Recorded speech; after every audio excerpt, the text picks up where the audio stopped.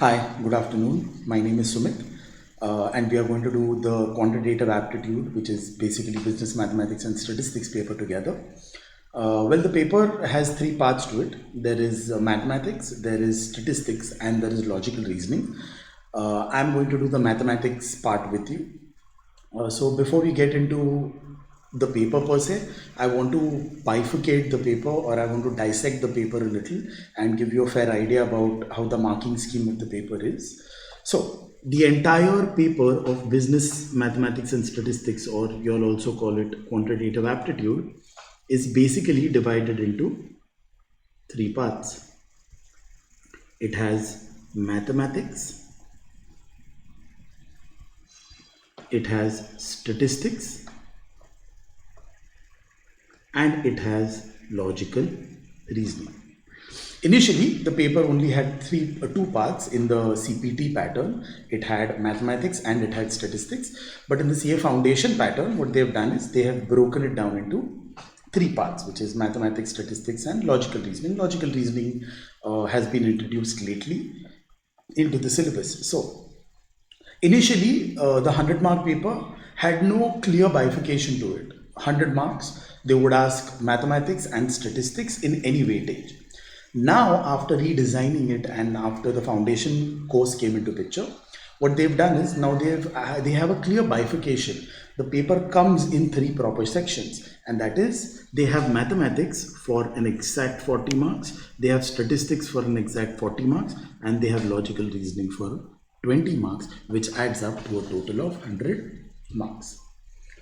Now, my concern, or what I'm going to be doing with you, is this 40 marks. Before we get into mathematics, a basic idea about what kind of chapters are there in mathematics. Let me share a small screen with you. So the screen that you see in front of you is basically your institute material. Now, if you registered, the institute material will come to you sooner or later. If it has come to you already, fantastic. If it hasn't, you can go to the institute website and download. The material is already available under the students portal. So you can go to the website, go to the students portal, go to study material, and you can download all the study material that you require. For now, I have downloaded only the first page of the study material, which is the mathematics study material. I want to just run through the contents of that paper. So paper 3, which is business mathematics, logical reasoning, and statistics. Like I said, three parts to it. I do not want to discuss any other part in detail. Right now, I only want to discuss mathematics. So when I directly come to the mathematics part of it, the contents in it, the first chapter, according to the institute, is ratio, proportion, and indices. That is the first chapter according to the institute. Now, if you ask me, according to the institute, this is one chapter, but according to me, these are three different and very important concepts. So these are not chapters for me, these are concepts for me.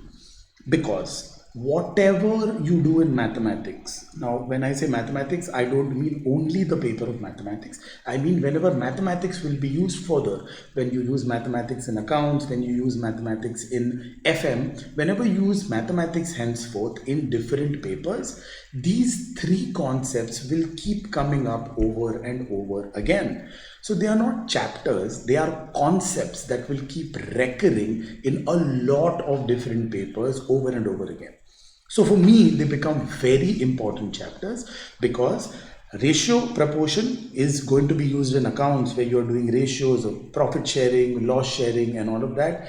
Indices is going to be used a lot in FM where you're calculating present values, future values of money. And logarithms is a chapter which now is a chapter, but later you will see it recurring in other topics like APGP, you will see it in geometric means, you will see it recur in derivatives and integration a lot. So, like I said again, and I'm stressing on this, that these three are not one chapter. These three are three different chapters or three different concepts, which are very important for you to be able to grasp the rest of the concepts very well.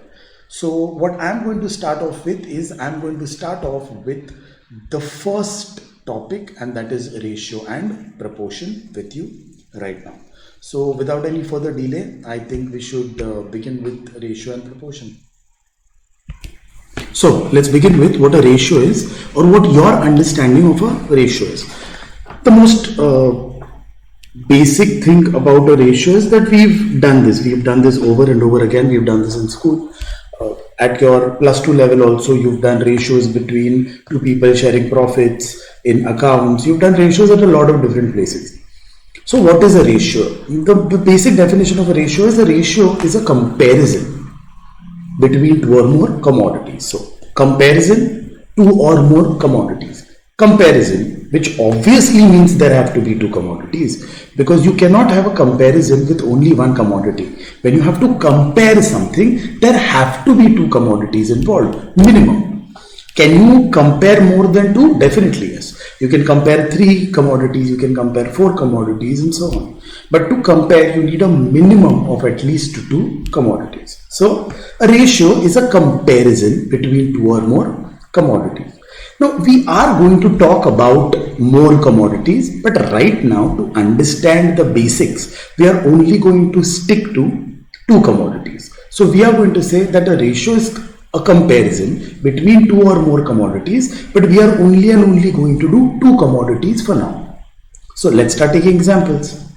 So suppose I tell you there is a person A whose weight is 50 kg, and there is a person B whose height is 6 feet. And now I ask you to compare the two. So what are you going to say? You are going to say A is to B is equal to 50 kg is to 6 feet. Is that correct? That's wrong. Whenever a ratio is taken between 2 commodities, we need to make sure of a few things. Number 1, a ratio is taken between 2 commodities that are similar in nature. So a ratio is a comparison of 2 or more commodities, or 2 or more similar commodities. So if one is weight, the other cannot be height. If one is weight, the other also has to be weight. If one is height, the other also has to be height. So this basically fails here. Then let's go back. Let's take another example. Let's say A has a weight of 50 kg. So if I take A's weight, I have to take B's weight only. So I will say B has a weight of 60,000 grams. Now if I ask you A is to B, now it is correct, right? 50 kg is to 6,000 grams. Both are similar commodities. Yes, they are similar commodities, but what you are missing out on it is that they are similar commodities without the same units of measurement. So again, this also fails. So then let's keep adding to the definition of a ratio. A ratio is a comparison between 2 or more similar commodities having the same units of measurement. They have to be similar, and the units of measurement also have to be the same. If either is not possible, then a ratio cannot be taken. So let's come to a third example where A's weight is 50 kg and B's weight is 60 kg. A ratio is a comparison between 2 or more similar commodities having the same units of measurement. Then is a ratio allowed? Definitely yes. So I'm going to say A is to B is 50 kg is to 60 kg. So I'm now going to say the 0 cancels. So I'm going to say A is to B becomes 5 is to 6 the whole kg. So when I tell you the ratio between the weights of these two people, I will say it is 5 is to 6 kg. Is that right? Is there anything that I'm saying that is wrong? So when two people are sharing profits, let's say in the ratio of 2 is to 5. Do you say that A and B are sharing profits in the ratio of 2:5 rupees or 2:5 dollars or 2:5 pounds? Do we ever mention the units? We don't mention units. We mention units. We don't mention units. Well, let's see. Let's skip this for the time being and come to a slightly different mathematics framework, which is mensuration. We have done mensuration in school where you are doing areas and volumes and surfaces of different objects. So I'm going to take a very simple figure. I'm going to take a rectangle. So this is a rectangle. It has a length of 5 centimeters and it has a breadth of 3 centimeters. So if I now ask you the area of this rectangular figure, you will say area of a rectangle, length into breadth. Fine. Then area of this rectangle is going to be 3 centimeter by 5 centimeter. 5 into 3 is 15. So the area of this rectangle is 15. What 15? 15 kgs, $15, 15 rupees. What 15? 15 meters. No. It is 15 centimeter square, also known as 15 square centimeter. Now my question to you is, where does this centimeter square or square centimeter come from? Are you telling me that the centimeter and the centimeter multiply and become centimeter square? Or are you telling me that the centimeter and centimeter can multiply? Like 3 into 5 becomes 15. Centimeter into centimeter becomes centimeter square. Is that what you're trying to say? Are you trying to tell me that units can multiply each other? Definitely yes. Units have the power or the liberty to multiply and divide with each other. And that is why when you write the speed of something, so if I tell you that there is a car of speed 60, what is the car speed? 60 kgs, 60 liters? No. Speed of any vehicle is always measured in kilometers per hour. Are you not dividing kilometer with hour? Aren't units? So if two units can divide each other, they can definitely multiply each other. And that is why centimeter into centimeter becomes centimeter square. When you are finding the volume of a certain commodity, you will be multiplying 3 dimensions. There will be a length, there will be a breadth, there will be a height. When you multiply 3 dimensions, if the units there are centimeters, it will become centimeter into centimeter into centimeter, which will become centimeter cube or cubic centimeters. So volume is always in cubic units and area is always in square units. So if units have the liberty of multiplying, then units definitely have the liberty of dividing. And that is why when you divide kg, 50 upon 60, kg, the kg and kg will always get cancelled. The 0 will get cancelled and you will get 5 upon 6, which is 5 is to 6. Now let me go back. A ratio is a comparison between two or more similar commodities having the same units of measurement.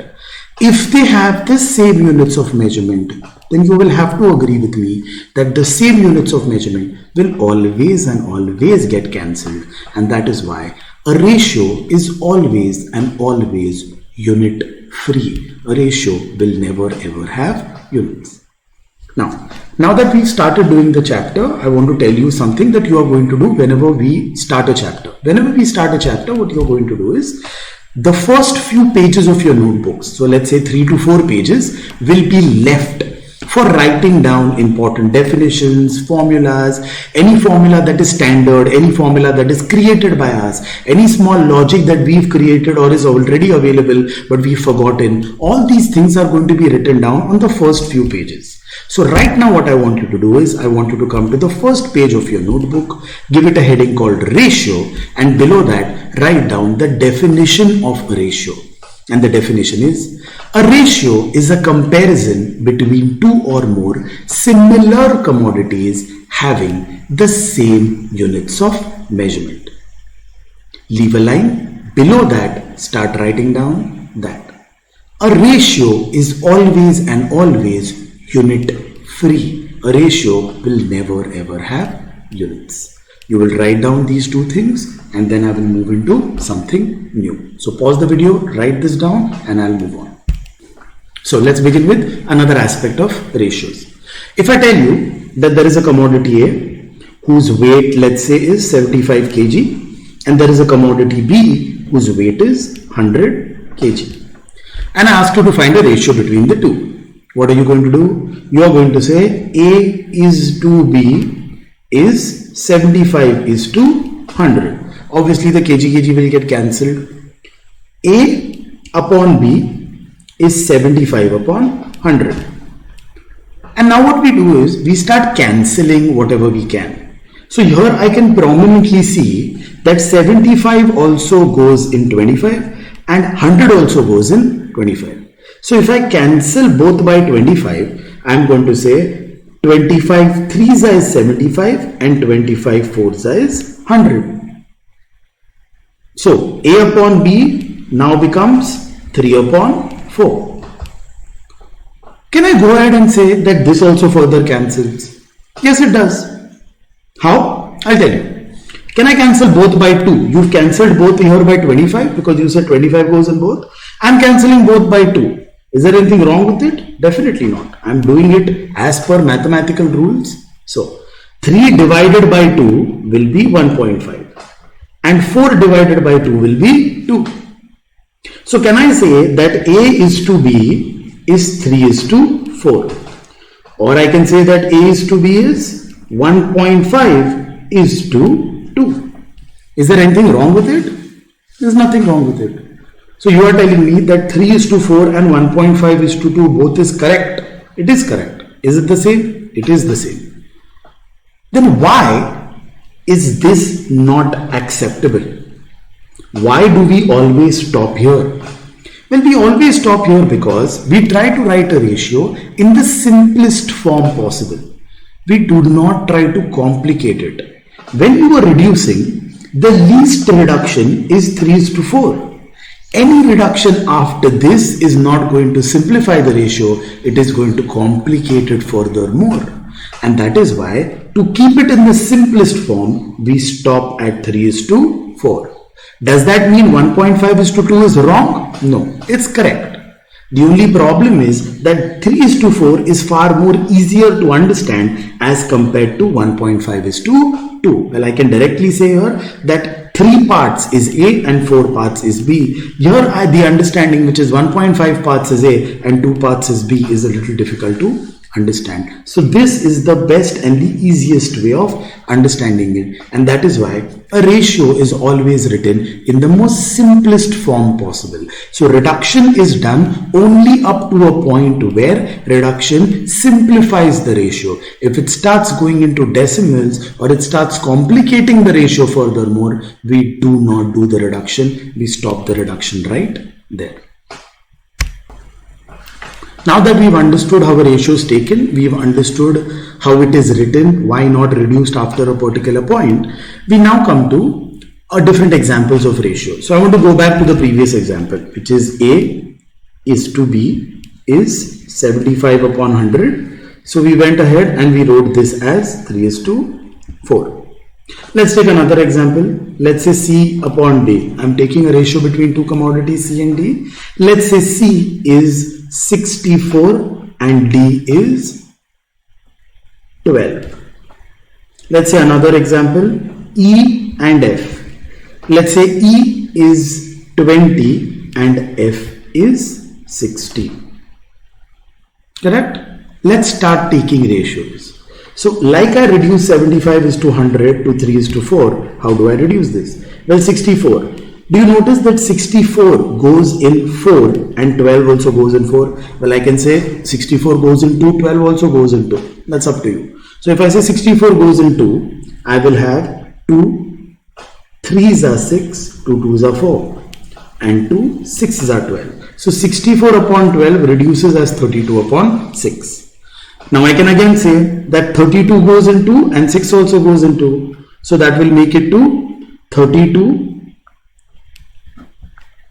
2 16s as 32 and 2 3s is 6. So the final is 16 upon 3 because this is the simplest form. Any reduction further will make it more complicated and not simple.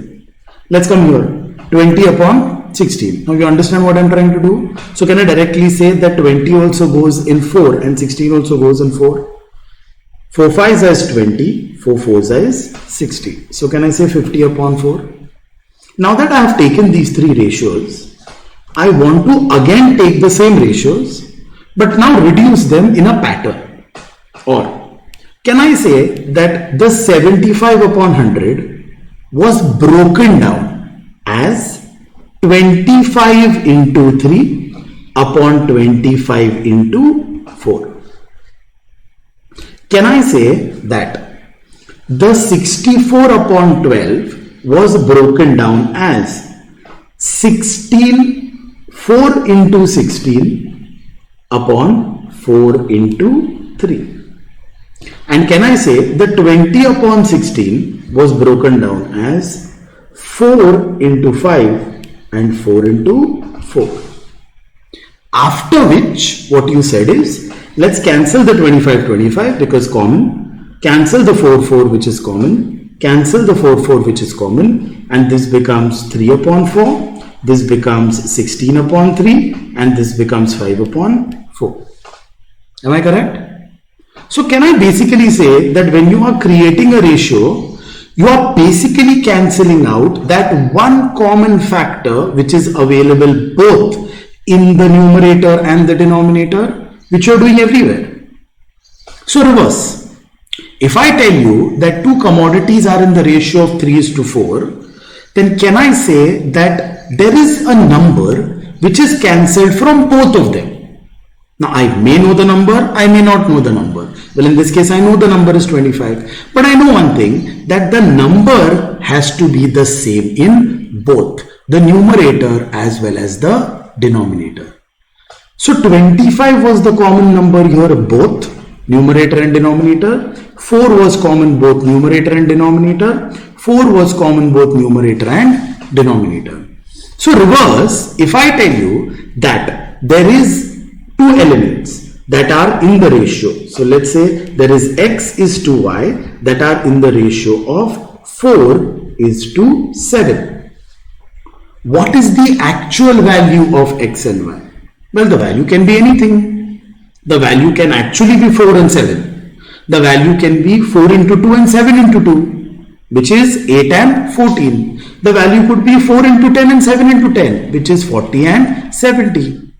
How do I know what the value is? You will not know what the value is. But you can say one thing. And that one thing is that that value has to be the same in both. So I don't know what the value is, but I can say one thing, that whatever you cancelled has to be the same in both. And this is where we come to introducing a constant. So if you tell me that x and y in the ratio of 4 is to 7, what is the actual value of x and y? What I am going to say, let k be the constant.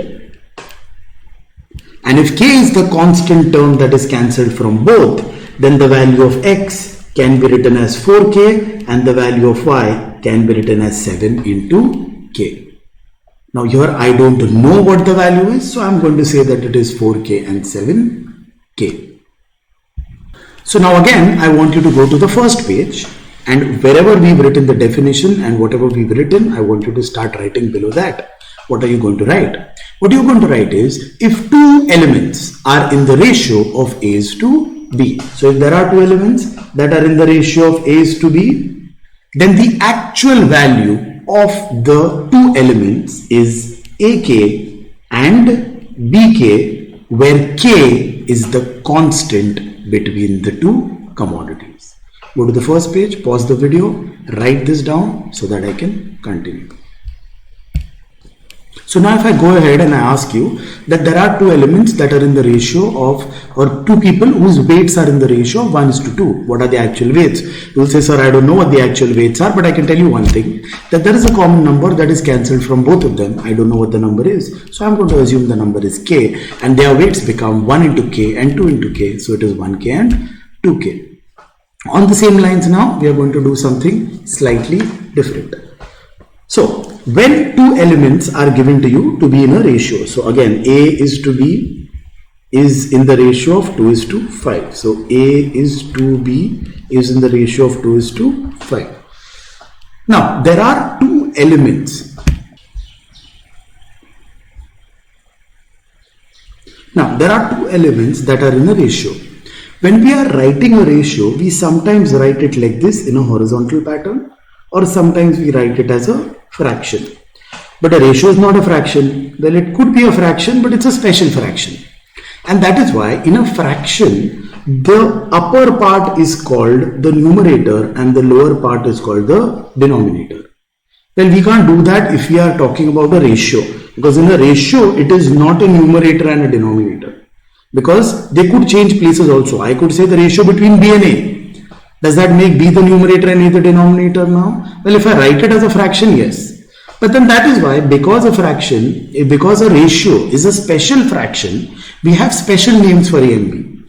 A in this case is called the antecedent and B is called the consequent. So in a ratio, the first term is called the antecedent and the second term is called the consequent. So I again want you to go to the first page and write this down. I'm dictating. What you are going to write down is, if two commodities are in the ratio of A is to B, then A is called the antecedent and B is called the consequent. So whatever basics we've done for now is more than enough to start with a few basic questions. But before we continue, I want to tell you one thing. So if this is your notebook and this is where you have written down the first few definitions, which is a ratio is a comparison between two or more similar commodities having the same units of measurement. A ratio is always unit free. If two elements are in the ratio of A is to B, then A is called the antecedent and B is called the consequent. And if two elements are in the ratio of A is to B, then the two elements are AK and PK, where K is a constant. If you've written this, after this, I want you to leave 1, 2 and 3 pages. So in a total of 4. The one that you've written, 1, 2, 3 and 4. Whatever questions I do after this, I want you to write this from the 5th page. So the solution of questions will begin from here, so that whenever there is anything important to be written, we will go back to our first page and write it down here and then come back and start solving the question. I hope everybody's understood this. Now, when we start doing questions, now I'm going to share a sheet with you that is going to have MCQs in it, basically because your exam pattern only deals with MCQs. So all the MCQs or any question which is asked in the format of an MCQ can be solved in different ways. What you can do is you can actually solve it and take the answer, or you can go reverse. From the MCQ answers, you can check which answer agrees to your conditions given in the question. Either method is correct. But I have got from my experience, and I strongly believe that you can have control on the questions. You cannot have control on the options. So I strongly believe that one should know how to solve a question, because nobody can take that away from you. They can confuse you with different options that might agree to or to the conditions that you have been given. But if you actually solve the question, you reach an answer, and that nobody can take away from you. And that is why I strongly believe that instead of evaluating options, solving the question actually is a better idea. Well, yes, there are chapters like equations where evaluating the options is much easier. There I will agree with you. But what I want to say is, we will learn how to solve a question, and then we will learn about how to break it down by directly evaluating MCQs.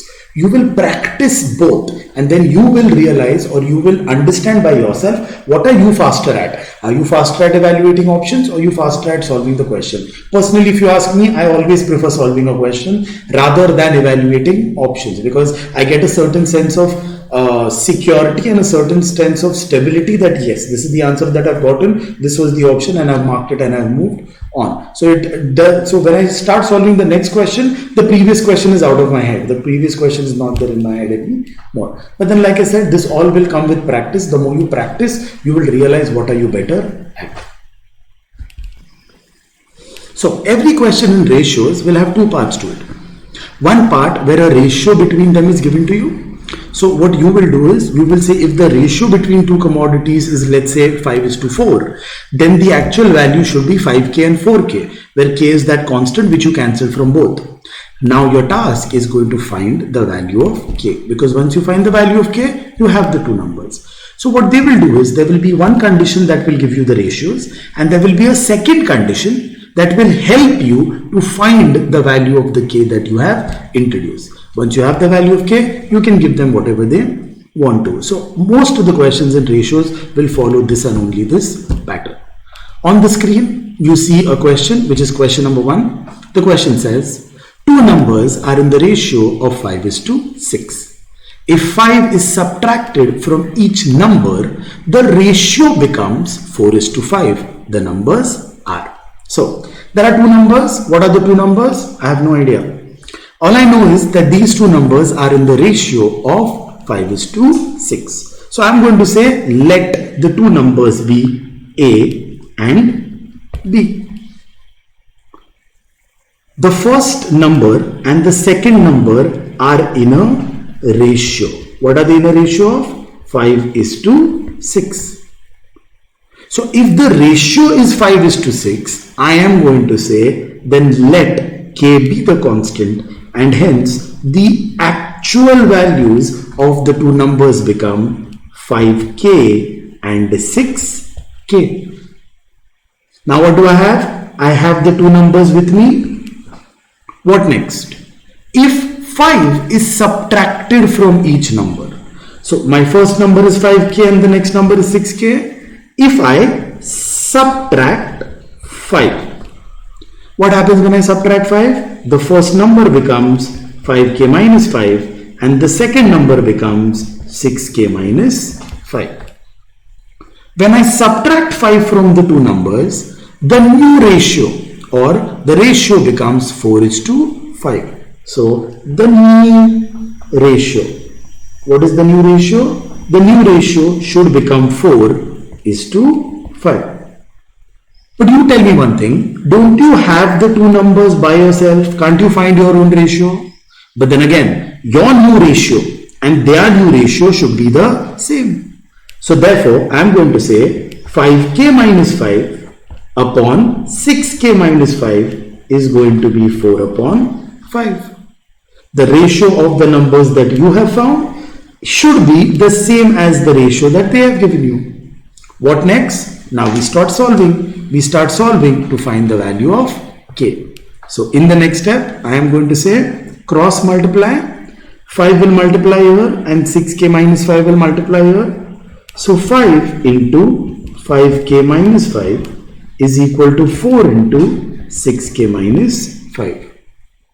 Open the bracket up. I will get 5 into 5 is 25k minus 25 is equal to 6 into 4 is 24k minus 5 fours are 20.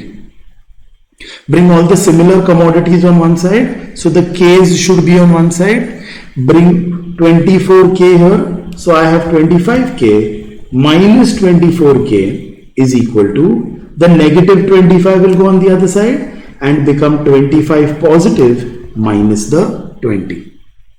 From 25k's, if I remove 24k's, all I get is a single k that is remaining is 25 minus 20, which is 5. Here I have the value of k.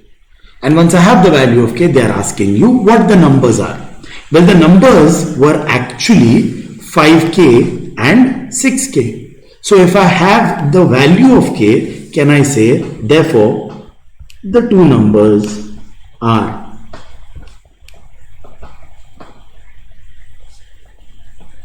what are the two numbers? The two numbers are 5k, which is 5 into 5, which is 25, and 6k, which is 6 into 5, which is 30.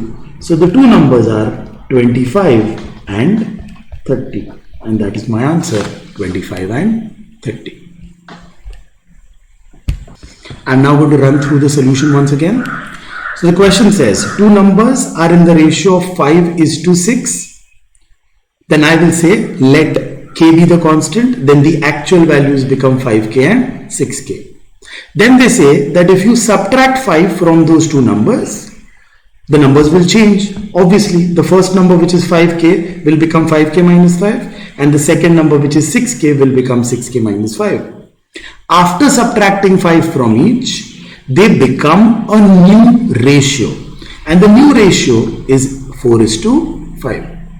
But then my ratio and their ratio should be the same, and that is where we come to 5k minus 5 upon 6k minus 5 is 4 upon 5.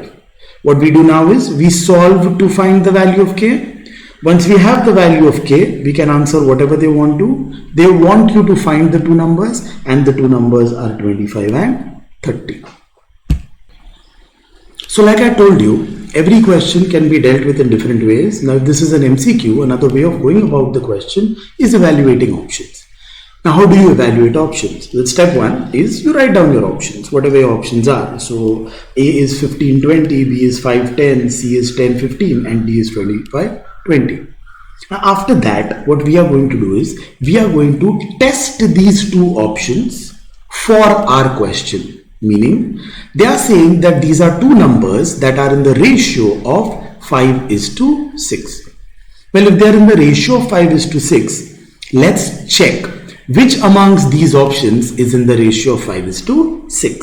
So, condition number 1, I am looking for the numbers to be in a ratio of 5:6. But now the problem is, will I sit down and will I start cancelling and check what ratio is 5:6? I'm not going to do that. I'm going to follow a simple method, which is where your calculators will play a very important role. And that is 5:6 is nothing else but 5 upon 6. But what is 5 upon 6? Let's bring in your calculator. 5 upon 6 is 5 divided by 6. 5 divided by 6.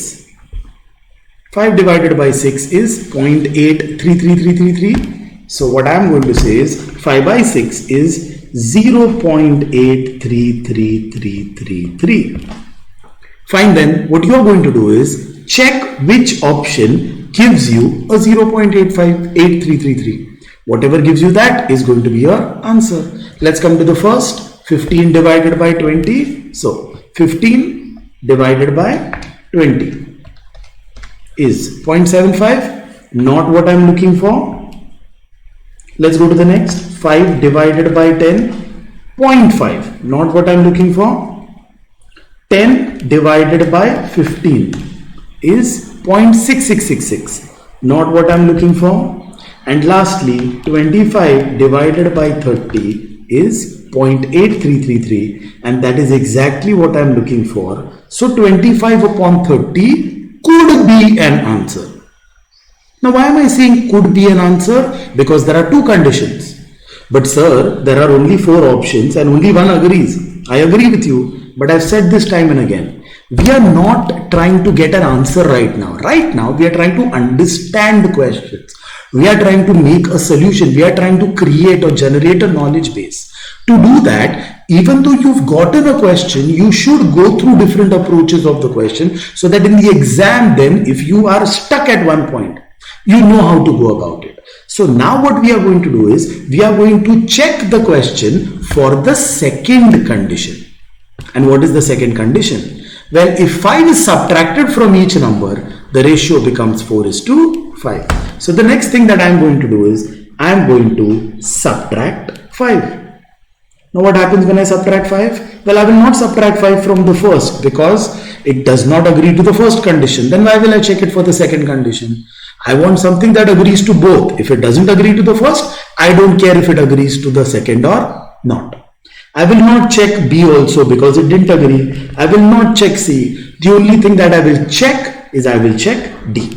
What will I do? I will subtract 5. 25 minus 5 gives you a 20. And 30 minus 5 gives you a 25. Now, according to them, once we do that, a new ratio is formed, obviously, and the new ratio is a ratio which is 4:5. Now, according to me, 4:5 is 4 upon 5. But what is 4 upon 5? Let's come back to the calculator. 4 divided by 5 is 0.8. So according to me, this should be in the ratio of 0.8. Let me check if 20 and 25 are in the ratio of 0.8. Let's check. 20 divided by 25 is 0.8, which agrees. So yes, the answer is going to be 25:30 because 25:30 agrees to both the conditions. 25 and 30 are in the ratio of 5:6, and 20, when I subtract 5 from 25 and 30, they become 20 and 25, which is also in the ratio of 0.8, which is what I am expecting, and hence the answer is going to be D, 25 and 30. This is how every question can either be actually done or can be evaluated using options. Now, like I've said, with practice you will realize what are you faster at, what gives you more confidence about the question, and then you can choose whatever method that you want to. My job is to teach you the different methods. What method you adapt to is finally up to you.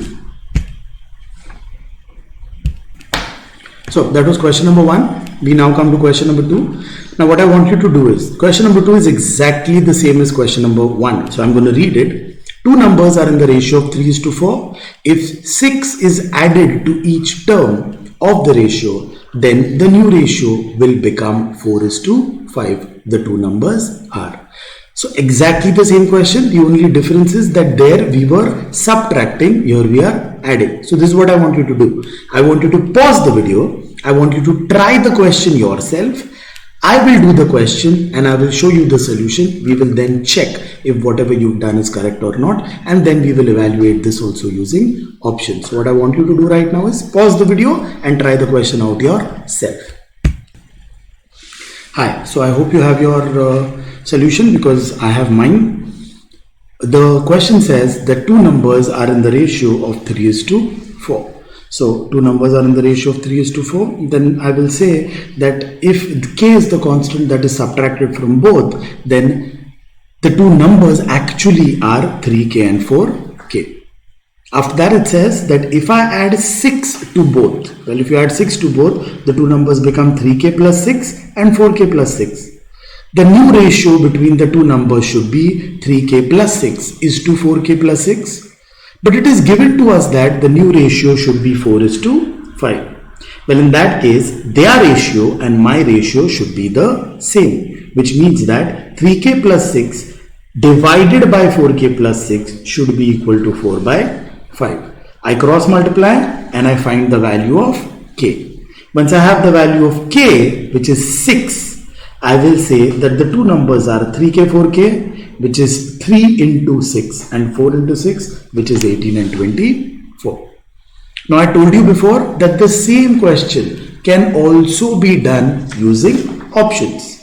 Now how do you evaluate this using options? Well, we start off with 24, 32, correct? So the two numbers are in the ratio of 3:4. So the first thing that I'm going to check these two numbers are for a ratio of 3:4. So I'm going to say I'm looking for a ratio which is 3:4, which according to me is 3 upon 4.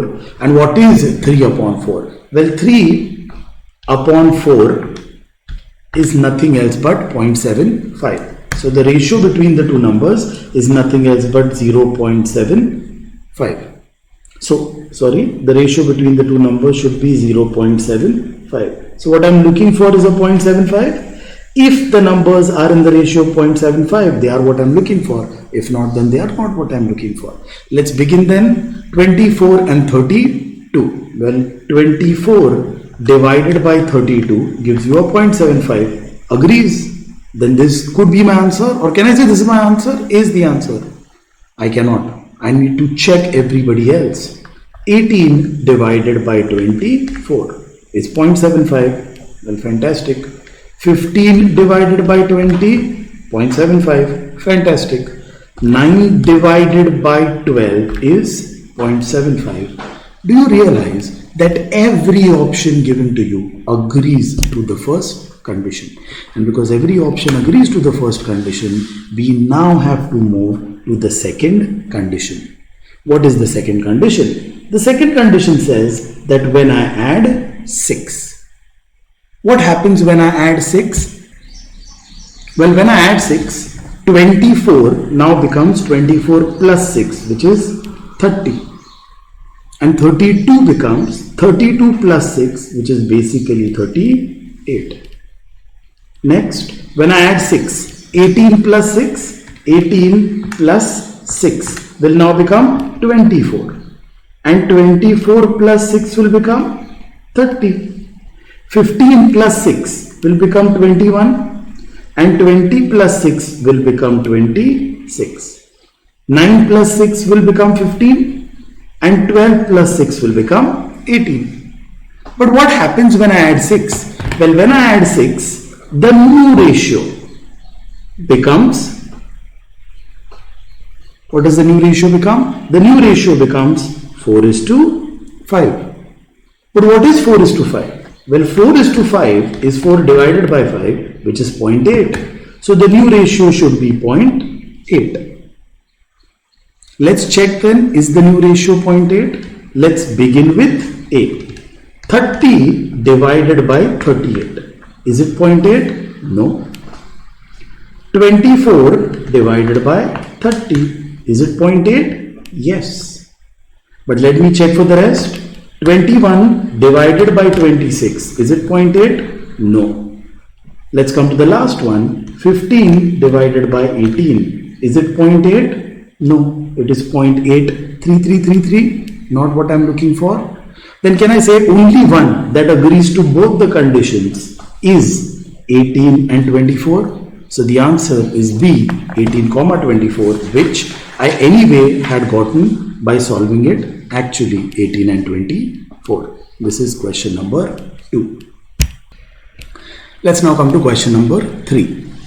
Question number 3 reads, the angles of a triangle are in the ratio of 2:7:11. The angles are. Well, let's take a bit of a pause here and understand a ratio between 3 commodities now. So there are 3 commodities, not 2 anymore. So it is 2:7:11. So before I move into this question, I want to focus a little on how a ratio between 3 commodities is taken. So let me stop here. So if I give you 3 commodities, or let's say 3 people, A, B and C. A has a weight of 60 kg.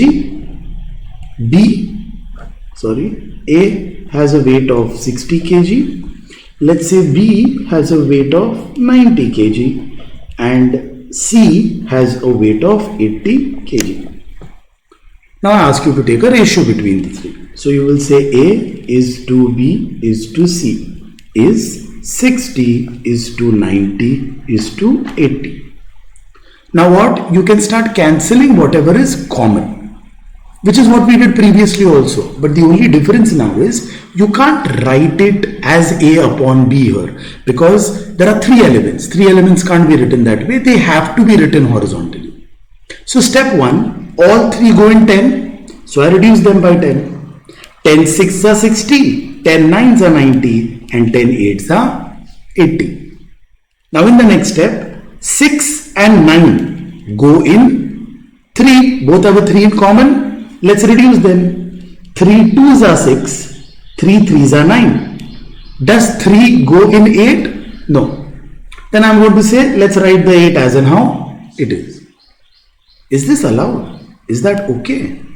It's not. Whenever you are taking a ratio, whether there are 3 commodities or 4 or 5 or 6, you will always remember that you will reduce if and only if a reduction is possible in all 3 of them or all the elements, no matter how many there are. If all elements cannot be reduced, a reduction is not going to be possible.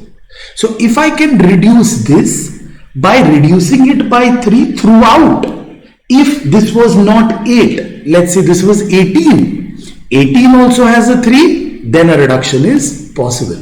80 does not have a 3 in it, this reduction is not possible, then this is wrong. Your answer remains at 6:9:8. 6 has a 3 in it, 9 has a 3 in it, 8 does not have a 3 in it. 6 has a 2 in it. 9 does not have a 2 in it. 8 has a 2 in it. But 9 does not, which is why we cannot reduce it by 2. Or in other words, we cannot reduce it any further. But then some basics remain the same. If I tell you that A, B, C are in the ratio of 6 is to 9 is to 8, this is the simplest, most reduced form that I can write it in. In the next step, if I tell you that 3 elements are in the ratio of 6 is to 9 is to 8, I can say that A should be 6K, B should be 9K, and C should be 8K, where K is a constant because the K remains the same in all three. That K is the element that has been reduced from all the three. I hope you understood how a ratio between three elements is done. Let me repeat this once again. You will reduce it if and only if a reduction is possible in all three. If not possible in all three, you will not reduce. Let's take a look at the question. The angles of a triangle are in the ratio of 2 is to 7 is to 11. The angles are. So, the angles of a triangle are in the ratio of 2 is to 3 is to 11. Fine then, if the ratio between three elements is 2 is to 7 is to 11, I am going to say let K be the constant. So therefore, the angles are, what are the angles? 2K, 7K and 11K. These are the three angles of a triangle. Now in the last two sums, or I told you in general that in ratios, there will always be two conditions in every question. One condition will help you introduce the K and one condition will help you find the K. Now you've introduced the K here. The question is, how do I find it? Because they haven't given you any other condition. The only one condition is that they have angles in the ratio of 2 is to 7 is to 11. How do I find the angles if you haven't given me any other condition? Well, they haven't given you any other condition because there is a standard condition that does not need to be given to anyone. And what is the standard condition? Well, the standard condition is that the angles of a triangle, or the sum of all the interior angles of a triangle, is always and always 180 degrees. Like if this is a triangle given to you and this angle here is A degrees, this angle here is B degrees and this angle here is C degrees, then A plus B plus C should be a total of 180 degrees. What I want you to do is, I want you to go to the first page of the notebook where I said we are going to write down the important things, and wherever we've stopped writing, I want you to start writing and introduce a new rule or a basic concept, and that is the sum of all the interior angles of a triangle is always 180 degrees.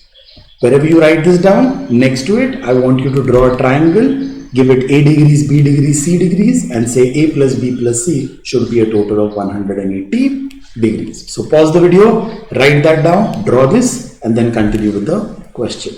So let's come back. What does the question say? That the angles of a triangle are in the ratio of 2 is to 7 is to 11. Done. If the ratio is 2 is to 7 is to 11, introduce the K. Once you introduce the K, then the ratio becomes, the actual values become 2K, 7K and 11K. Now after this, you haven't given me any other condition because there is a standard condition. I don't need to give it to you. And the standard condition is that the sum of all the interior angles of a triangle is always 180 degrees. And that is why these three angles together, which is 2K, 7K and 11K should be 180 degrees.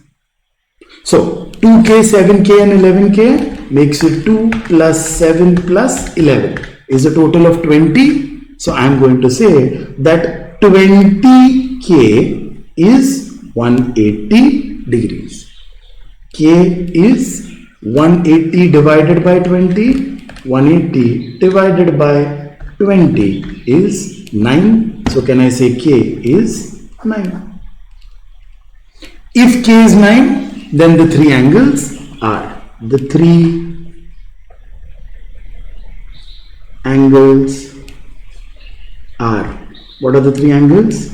2k, which is 2 into 9, which is 18 degrees, 7k, which is 7 into 9, 9 into 7 is 63 degrees, and 11k, which is 11 into 9, which is 99 degrees, and the three angles of the triangle are 18 degrees, 63 degrees, and 99 degrees. So the answer here is going to be D, which is 18, 63, and 99. Now, like I said, every question can be evaluated using options also. How do you evaluate this using options? Number one, you write down your options. Number two, these are angles of a triangle. Well, then I'm expecting that the sum of these should be 180. Let's start. Wherever the sum is 180 is going to be my answer. So to begin with, I have 20 plus 70 plus 110 is going to be 200, not what I'm looking for. I'm looking for a 180. Next, 20 plus 70 plus 90 is 180. Yes, what I'm looking for. 30 plus 70 plus 80. Is it 180? Yes. And lastly, 18 plus 63 plus 99. Is it 180? Yes. So there are three places where we agree to the first condition, and that is the total is 180. Now let's come to the second condition. What is the second condition? You are expecting them to be in a ratio of 2:7:11. But now this is a problem. Am I going to sit down and check every option for a ratio of 2:7:11? Is there a better way of doing this? Well, there definitely is. But for that, your understanding of ratios needs to be very strong, and I don't want you to get confused here. The ratio is 2:7:11. There is nothing common in all three of them. This is the simplest form in which you can write the ratio. A further simplification is not possible. I will repeat, a further simplification is not possible. The ratio is in the simplest form. But does that mean a reduction is not allowed? Well, it's allowed. It's just that a further reduction will make it more complicated. Well, that's okay. What I'm going to do is I'm going to reduce it in such a way that it helps me identify which of the three is 2:7:11. How am I going to do that? I am going to reduce the ratio with the help of the first term. The first term is 2. I am going to divide every term by 2. Is that allowed? Yes. If I do it to each and every term, then it's allowed. So let's start then. 2 divided by 2 is 1. 7 divided by 2 is 3.5. And 11 divided by 2 is 5.5. But how is this serving my purpose? Well, it's easy. I am going to do the same to all these ratios. Wherever I get the answer as 1:3.5:5.5 is going to be the answer. Example, 20, 70, 90, pick up the first. What is the first? 20. Divide everyone by 20. 20 by 20 is 1. What is 70 divided by 20? Is 3.5. Is almost what I'm looking for. Let's check what 90 by 20 is. 90 divided by 20 is 4.5. Not what I'm looking for. I'm sorry. Not what I'm looking for. I'm looking for a 5.5. Not allowed. Let's go to the next one. 30, 70, 80. Again the same. Pick up the first element, divide throughout. 30 by 30 is going to be 1. But what is 70 divided by 30? 70 divided by 30 is 2.33333. I am not going to go further because my second element does not match. If my second element does not match, I don't care if the third element matches or not.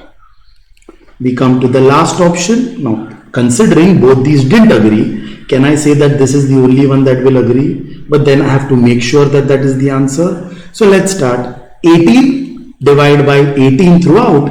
18 by 18 is 1. Is 2. 63 divided by 18 is 3.5. Correct. And lastly, 99 divided by 18. 99 by 18 is 5.5, which is also what I'm looking for. Then can I say 18, 63 and 99 agree to both the situations, and that is why 18, 63 and 99 is going to be the answer. So this is the two ways of going about this question. It is the initial phase. I'm going as slow as possible. I hope you are understanding whatever we are doing here. I want you to pay as much attention to the basics as possible, because like I said, the first few chapters is building up basics, because later when I'm doing these small things, we are going to do them slightly quicker. After this, we are going to pick up a little bit of pace and go slightly faster.